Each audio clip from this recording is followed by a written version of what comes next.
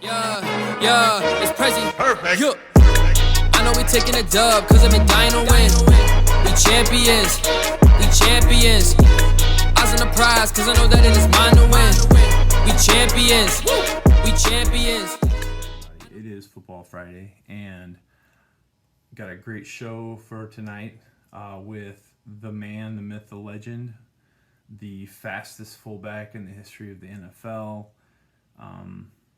the best 7-on-7 coach at cutting promos that I've ever seen on this side of the WWE, and that's JR Niklos. And tonight I got my Boom shirt on, all right?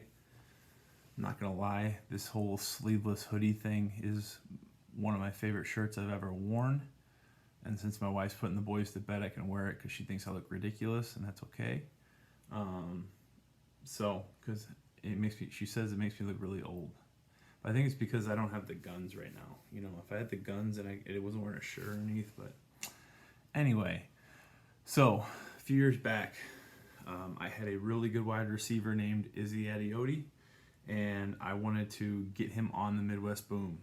And I was pushing really hard to get him in, and he had a tryout. He had a really good tryout. He was on like the waiting list because they kind of had guys already. And I talked to Boom coach Lonnie Stair, and they were interested. So one day I get a message from him on Twitter, and he said, "Hey, JR would like to meet with you, and we want to sit down and talk." And so on that day, I met them at an IHOP, I believe. I think we were going to meet at Starbucks, but it was like packed. And so we went to an IHOP and sat there and had breakfast and talked. And they invited me on to coach the O-line for the Boom, and I had fun doing that. The last couple of years have been really rough springs for me. Well, first off, this whole pandemic thing this year, but last year, my father passing away and transitioning from Plano to Plainfield East. So, I was fortunate though to be a part of, the lineman, the trench warfare for the Boom, and I have a really good relationship with those guys, and I'm lucky I got a couple players in the Boom right now, and I think the world of JR. What he does for kids is phenomenal, and he's a great guy. And I found out that even though he was at Ohio State, he's a Hurricane fan, man. So I'm excited about that. So without further ado, ladies and gentlemen, JR Niklos. All right, what's up, everybody? My name is JR Niklos. Really excited to be here. I know it's a special event, so I made sure I brought out my quarantine hair and my quarantine beard for this show. Truly honored when Coach Brad asked me to be on it. I've respected this man since the day I met him, and the thing that stood out to me was his passion, not only for the game, but for the kids. So I aligned myself immediately with that in him.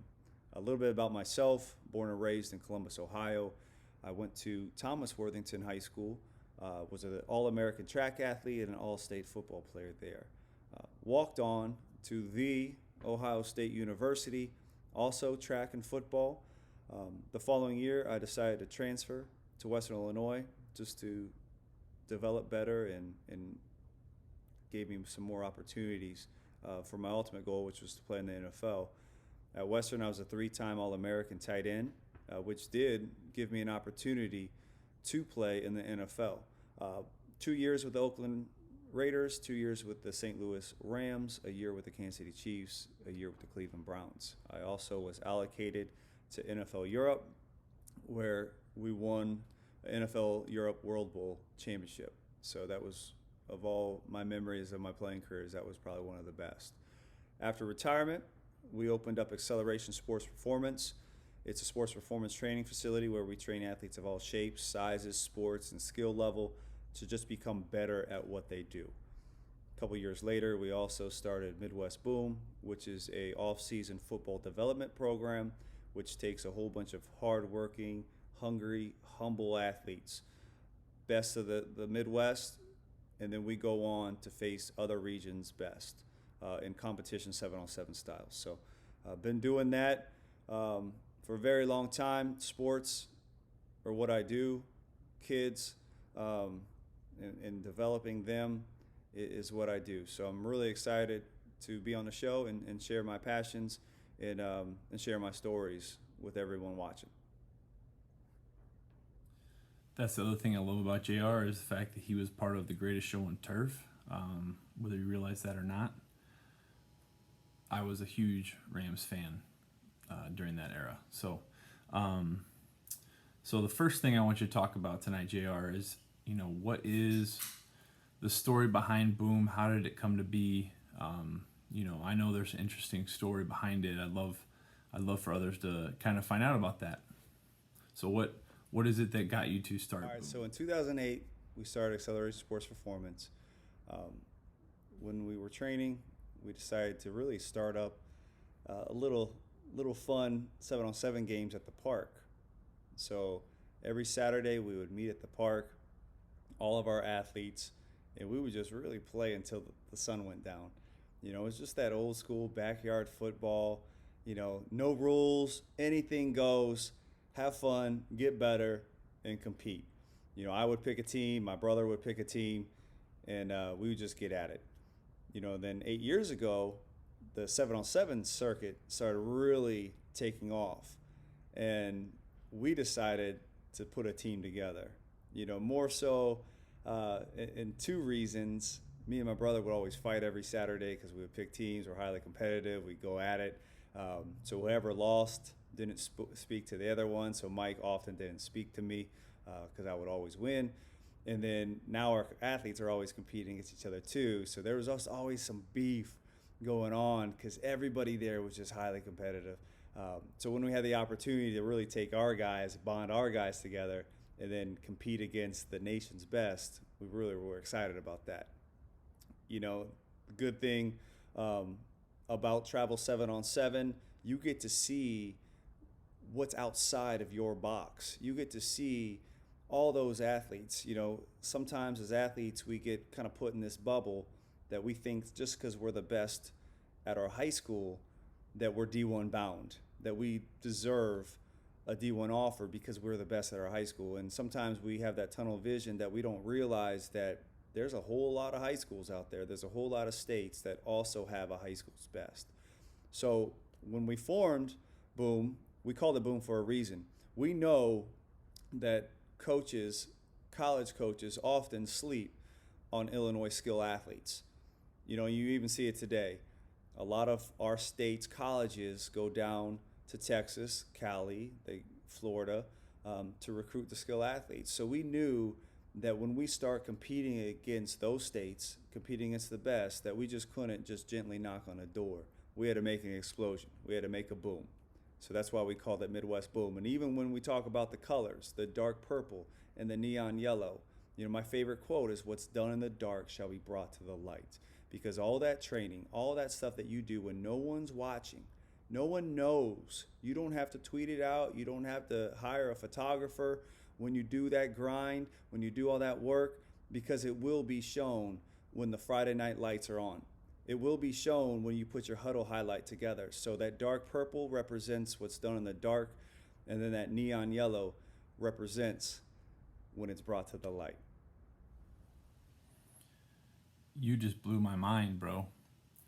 I am a firm believer in what you said, that the Chicago area, and I think it's a lot because we don't have spring football, but the Chicago area gets slept on as far as colleges understanding how good the talent is here. I 100% believe that, and it's frustrating at times when that you've got a kid that could play at that level, and especially like you and I, we've been there, we've played on some really good teams, and we know what a kid has, and it's frustrating to sit there and college coach tells you, no, your kid's not good enough. It's like, all right, if you say so. I guess that's why I'm in high school and not coaching college. Well, actually, it's because I want to have a family and not be gone all the time. But anyway, to our next question. As a head football coach, all right, I know there are a lot of coaches out there that do not understand and get the whole 7-on-7 circuit, like what's going on at practice, what are these guys doing, why are they traveling all around doing 7-on-7, All right, you have a lot of haters out there that, oh, I don't want to see 7-on-7 film, okay, because, throwing the ball and catching it is not a part of, and running routes isn't a part of, football. So, tell me, what are the benefits of the 7-on-7? What are the benefits of Boom? Why should a coach want their kids to be a part of your program with Boom? I think really Club 7-on-7 has so much developmental aspects to it, and that's why I got involved with it. For one, I love that the only athletes that are there are really the athletes that want to be the best version of themselves they could be. So you trim the fat. You get rid of maybe some of those athletes that are just there to maybe get an upgrade in their homecoming date, maybe just wear the leather jacket. They are only there because they want to play in college. So they have a passion for the game. So you can advance in your coaching a little faster than what you would have to if you're coaching just a group of athletes that are playing high school football. So that really gives us a opportunity to coach our tails off to get these athletes better. And then you talk about being able to compete against the best athletes in the nation. It really opens up your eyes. So we practice, generally in a perfect world, we practice for 3 weeks. We only practice on Sundays. We get to work for 3 weeks, and then we have a tournament a month. We film all the tournaments, so we film, and then now we can really assess what we did right, what we did wrong, and then now we got 3 weeks to fix it. So it's a really good process of that. We wave and we weave our training in a way that in the beginning it's more foundational. We're really working on the things that college coaches are looking for college athletes, and then now by the end, they're seasoned. They're used to competing against the best athletes of the nation, and they're used to prevailing over them. So then now when the season ends, they're able to take those talents to their high school and be leaders in their communities and be leaders on their high school.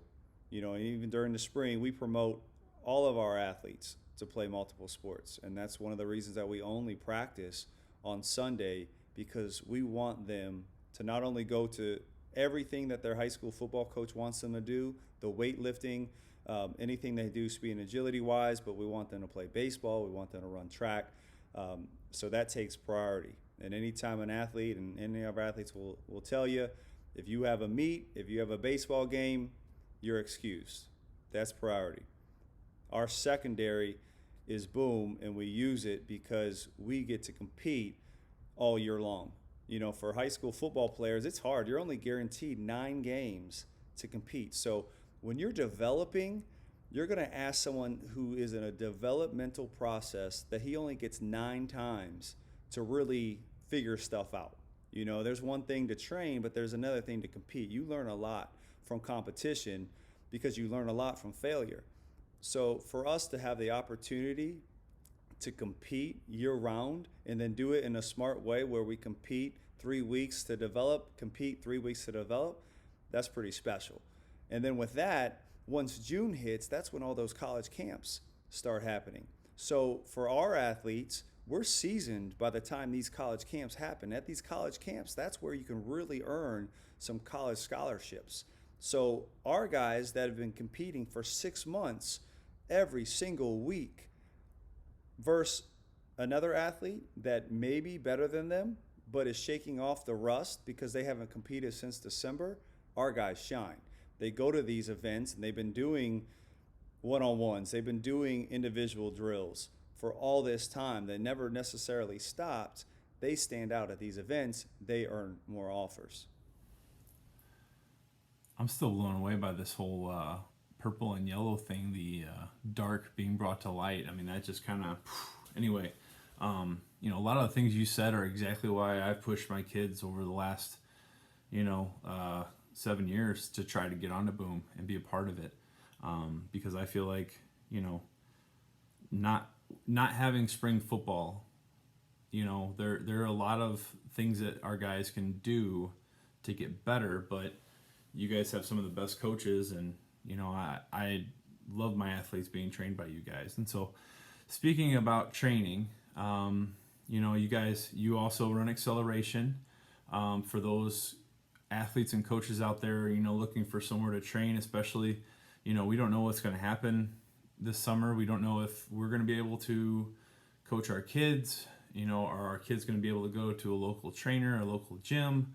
Talk to me about acceleration. What are your philosophies when it comes to training at acceleration? And, what can an athlete expect whenever they come to your gym? The philosophy of our training with boom and especially acceleration, if it's not done right, it's not done at all. Details matter. And then there's a progressional approach to anything that you want to accomplish. So for us, you're not going to get a WOD workout of the day. You're not just going to get random drills, because random drills equal random results.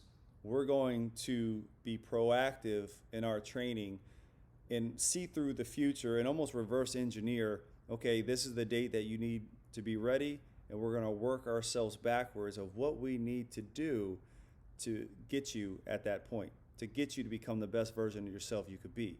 So I could talk about speed and agility and vertical jump, but really it's not a one-size-fits-all. When you come into our doors, we have to have a better understanding of what you're doing outside of our centers so we can complete the pie.